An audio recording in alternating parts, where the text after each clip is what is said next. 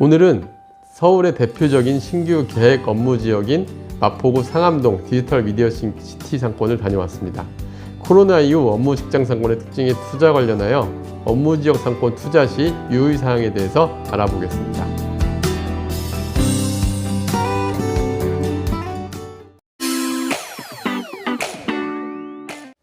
안녕하세요. 월세호스TV의 최영식입니다.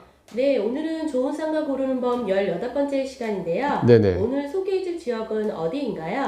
예, 오늘은 서울에서 그래도 업무 지역 중에 최근에 가장 핫한 지역이기도 하고 또 새롭게 계획적으로 만든 상암동 디지털 미디어 시티 상권에 대해서 얘기해 볼까 합니다.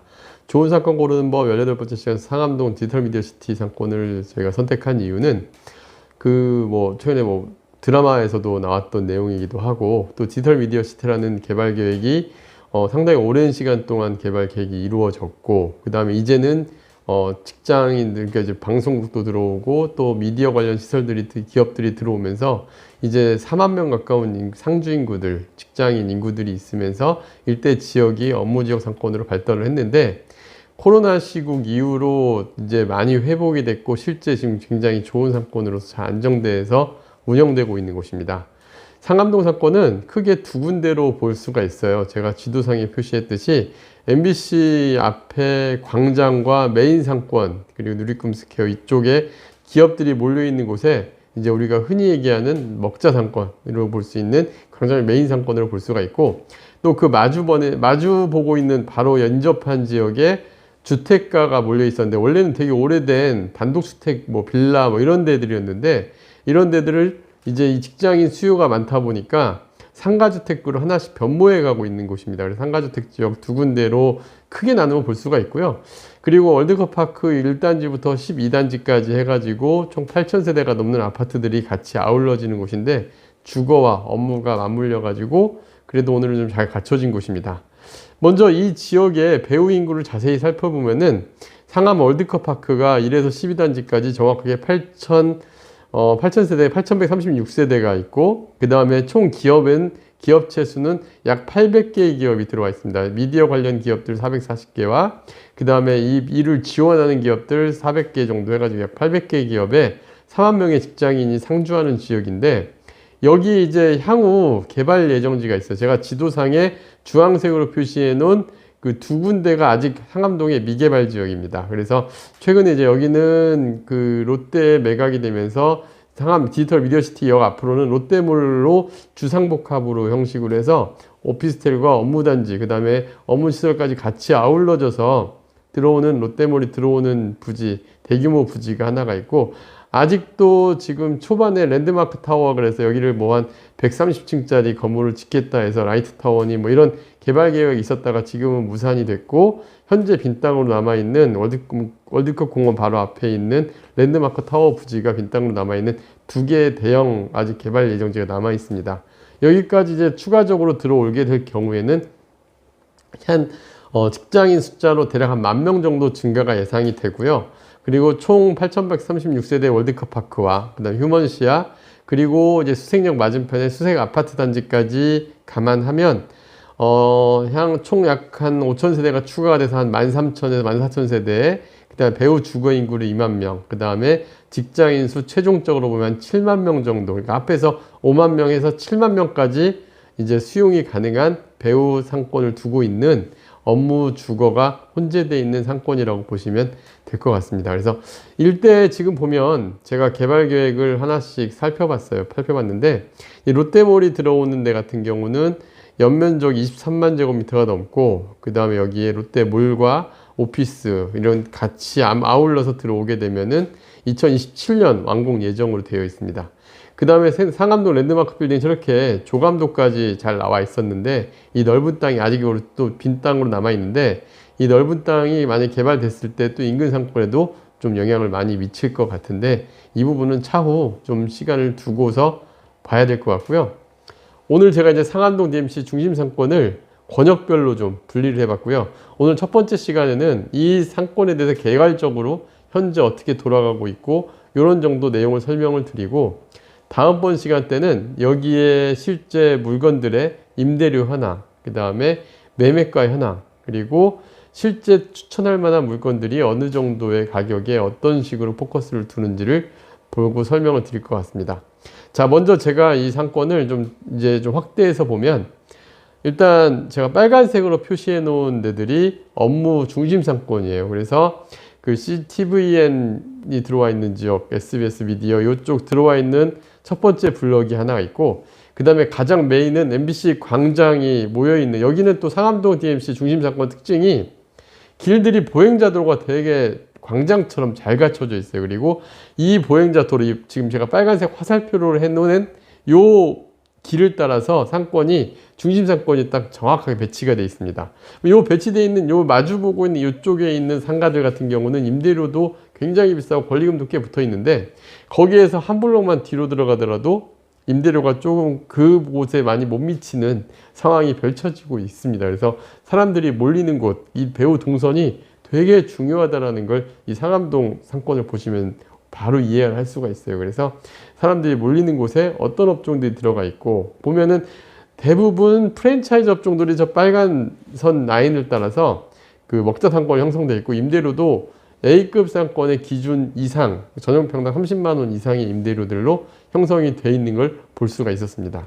두 번째는 그 KT라이프 스카이라이프 맞은편으로 파란색 동그라미를 쳐놓은, 그리고 파란색 화살표를 쳐놓은 곳이 바로 원래 노후화된 주택가였어요. 노후화된, 지금도 가보면은 막 정말 쓰러져가는 기와집 같은 건물도 있고 그래요. 그런 데들이 혼재돼 있고, 또 그런 땅들을 매입해서 철거하고 새롭게 막 건물을 지금도 짓고 있습니다. 그리고 뭐 사옥도 지금 짓는 땅도 있고, 새롭게 오피스텔도 짓고 있는 땅도 있는데, 근데 여기에서도 보면은 메인 대로를 따라서 정말 먹자골목이 잘 형성이 되어 있는 걸 볼 수 있습니다. 근데 이 상암동 상권 이 두 블럭이 가장 핵심인데, 이 두 블럭을 보면서 느낀 점 중에 하나는 아쉬운 점이 하나 있어요. 원래 상권이 좀 잘 형성이 되려면 젊은 층들이 유입할 수 있는 뭔가 뭐 엔터테인먼트적인 요소가 갖춰져 있는 그런 업종들도 좀 들어와야 되는데, 너무 딱 직장인 상권에 맞는 업종들로 구성이 되어 있습니다. 그래서 회식에 관련된 그 요식 업종이든가, 아니면 대부분 식당가 위주로 좀 구성되어 있는 좀 단점은 있지만, 그래도 안정적으로 점심시간 매출을, 일단 저희가 가본 식당만 하더라도 한 점심시간 3, 4회전 이상 하게끔 돼 있을 것 같고, 또 이제 여의도나 뭐 광화문 이런 데 가보시면 점심시간에 웬만한 식당이면 다 대기를 걸어 놓고 줄 서 있어서 먹는 그런 모습들을 요즘 시장에도 볼 수가 있었습니다. 그래서 그런 점은 좀 볼 수가 있는데, 근데 제가 이제 나머지 두 개의 동그라미를 더 쳐놨어요. DMC 디지털 미디어시티역 앞에 상권과, 그 다음에 이 CJ 엔터테인먼트 월드컵 북로 대로 맞은편에 보면은 이안 오피스텔에 있는 상권 두 개의 동그라미를 더 지금 제가 만들어 놨는데, 여기는 뭐냐면 향후 가능성이 좀 괜찮은 지역을 내 동그라미 쳐놨습니다. 일단 디지털 미디어시티역 앞으로는 현재는 그쪽 상권이 되게 좀 그래도 이쪽에서 확장이 된, 메인에서 좀 확장이 되어 가고는 있는데, 아직은 그쪽 상권이 지금은 좀 미미해요. 그 이유가 뭐냐면은 롯데몰이라는 공사 현장이 지금 펜스로 막혀 있어요. 그러니까 유동인구가 없는 거죠. 그러다 보니까 그쪽 상권이 지금은 별로 좀 떨어져 있는데, 여기가 제가 봤을 때는 이 롯데몰이 들어온 이후에는 지금보다도 좀 많이 좋아질 요소들을 좀 갖추고 있지 않나 생각해서 파란색 동그라미를 만들어 놨고요. 그 다음에 디지털 미디어시티 상암 이안 오피스텔 그쪽 주변을 보면은, 이 오피스텔 여기는 상권이 되게 작아요. 작은데 재밌는 건 월드컵 파크 1단지 4단지를 마주 양쪽으로 사이드로 놓고 있고, 그 뒤쪽으로는 KBS 미디어 센터부터 JTBC 본사까지 놓고 있는 그 지역 같은 경우에는 작은 만큼 또 되게 효과적인 상권이 만들어져 있는 걸 볼 수가 있었습니다. 그래서 이렇게 총 한 3개 블럭 정도가 메인으로 우리가 볼 수 있는 상권으로 특징들을 갖추고 있는데, 특히 이 맞은편의 그 이안 오피스텔 상가들 같은 경우는 장점은 뒤에 랜드마크 시티가 들어왔을 때 좀 더 큰 시너지 효과를 볼 수 있는 상권이지 않을까. 그래서 이렇게 동선별로 우리가 상권을 좀 달리 볼 3가지 정도로 이렇게 나눠볼 수 있다. 이렇게 이제 상암동 디지털 미디어시티 상권을 우리가 요약을 해볼 수 있을 것 같습니다. 그리고 또 하나는, 여기 상암동 디지털 미디어시티 갔을 때 현지 부동산들과 또 여기 사람들이 우려하는 게 하나 있어요. 롯데몰이 들어오면 주변 시설에 악영향을 미치지 않을까, 이런 얘기들을 많이들 하세요, 실제로. 그리고 저하고 상담을 해봐도 마곡 때도 그랬고, 주변에 대형 유통시설이 들어왔을 때 상권에 악영향을 미치지 않느냐. 왜냐하면은 사람들이 다 그쪽으로 몰릴 테니까 이런 얘기를 제가 너무 많이 들어서 이거에 대한 얘기는 좀 짚고 넘어가야 될 것 같아요. 사실 롯데몰이 들어오면 그 주변 상권은 아마도 제 생각에는 되게 호재가 될 수 있습니다. 그 이유가 뭐냐면은 대형 유통시설 들어오면 빨대 효과와 낙수 효과라는 게 실제 언론에서 쓰고 있는 얘기인데, 이제 저희가 유명 상권들 가보면 제가 두 군데 예시를 들었는데 신촌 상권과 명동 상권, 우리나라 대표적인 상권들이죠. 거기에 대형 유통시설 들어가 있잖아요. 심지어 명동 상권에는 신세계백화점, 롯데백화점이 들어가 있는데 그 마주 보고 있는 명동 상권은 자체적으로 또 활성화가 돼 있죠. 근데 이 대형 유통시설들이 오히려 시너지를 내주고 있어요. 왜냐하면 유통시설을 왔다가 전혀 별개의 다른 시설들이 들어와 있는데 이 지역을 또 같이 이용하는 접객력이 뛰어난, 특히 음식업종들 같은 경우는 이런 유통시설 들어오면 더 훨씬 더 좋은 효과를 보는 것도 사실이고 실제 검증이 돼 있습니다.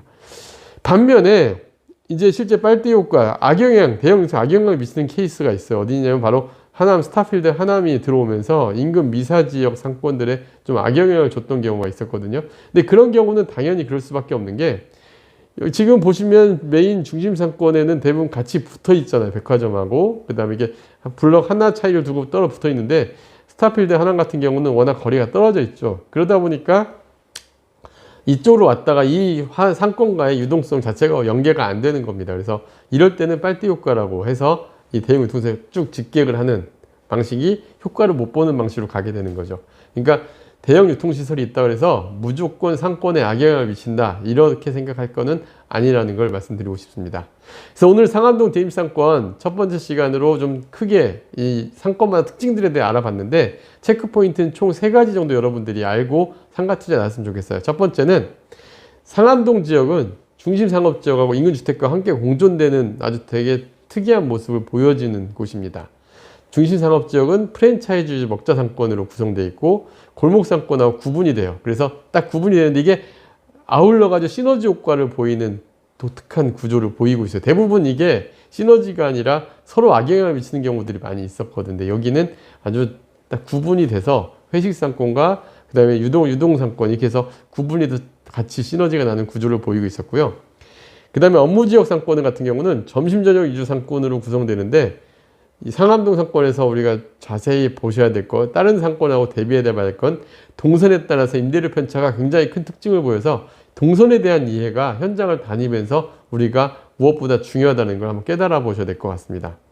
세 번째는 이제 아까 제가 마지막에 했던 그 대형 유통시설이 입점할 때 장점과 단점이 있는데, 이쪽 지역 같은 경우는 대형 유통시설 확대가 좀 긍정적으로 시너지 효과가 커질 수 있는 지역 같아서 이런 것들을 예상해 보시면 좋지 않을까 해서, 여러분들이 향후 이쪽 지역에 투자를 한다면 이런 관점에서 접근을 해 보시면 좋을 것 같습니다. 네, 다음 영상도 기대하겠습니다. 네, 감사합니다.